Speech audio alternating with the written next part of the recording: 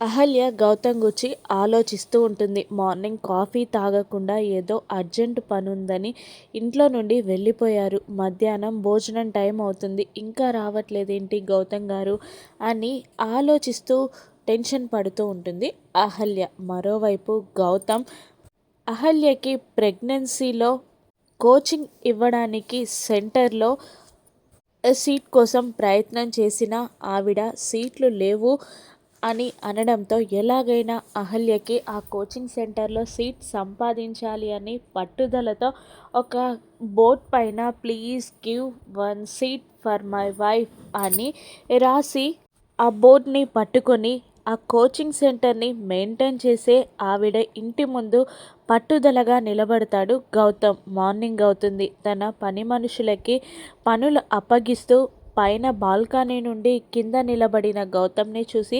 కాస్త ఆశ్చర్యపోతుంది ఆవిడ. ఆ తర్వాత మధ్యాహ్నం టైంలో కూడా తన పాపతో ఆడుకుంటూ తన పాపకి తినిపిస్తూ ఇంటి ముందు అలాగే పంతంగా నిలబడిన గౌతమ్ని చూసి ఆశ్చర్యపోతుంది మళ్ళీ ఆ కోచింగ్ సెంటర్ మేనేజర్.